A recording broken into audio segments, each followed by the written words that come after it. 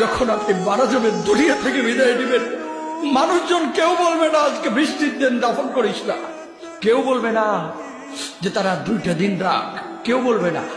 কবরের মধ্যে যখন নিয়ে যাওয়া হবে, আপনার স্ত্রীর কথা মনে পড়বে, আপনার সন্তানের কথা মনে পড়বে, আপনার বাবার কথা মনে পড়বে।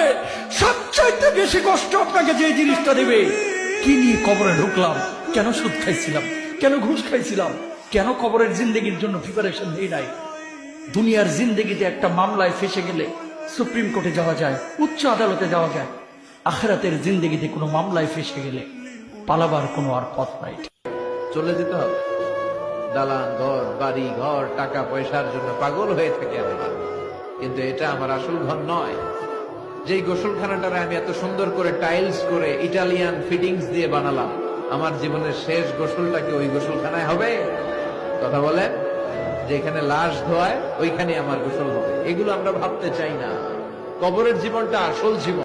কবর জগতে কোনো রং নাই, কবর জগতে কোনো স্বাদ নাই, কবর জগতে কিচ্ছু নাই, মাটি আর মাটি।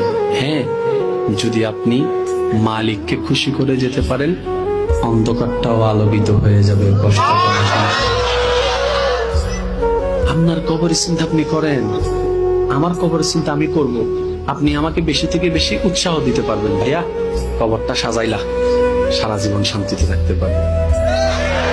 এটা হচ্ছে মুসলমানের নিয়ম। বলেন, কবর প্রতিদিন ডাক দিয়ে বলে আনা বাইতুদ দুধ। প্রত্যেকের কবর প্রত্যেককে ডেকে বলে, ও আল্লাহর বান্দা, জানো আমি পোকামাকড়ের ঘর, পোকামাকড়ের ঘর। তুমি তো সেই বান্দা যে একটা মশা কানের পাশ দিয়ে উড়ে গেলে তোমার ঘুম বন্ধ হয়ে যায়, চোখ মিলে যায়। একটা মশার গুনগুন আওয়াজ সহ্য করতে পারো না। একবার কয়েল, একবার অ্যারোসোল, একবার মশারি, এরপরেও তুমি চাও যে একটা মশাও যেন আমার কানের কাছে গুনগুন না করে। তো 5 ঘন্টার ঘুমের জন্য, 6 ঘন্টার ঘুমের জন্য বান্দা এই যত্ন নিলা, অনন্তকাল কিংবা বছরের পর বছর কবরের যে ঘুম দিবা, পড়ে থাকবা সেই ঘরে, পোকা মাকড়ের ঘর, সেই ঘরে তুমি ঘুমাইবা কেমনে, থাকবা?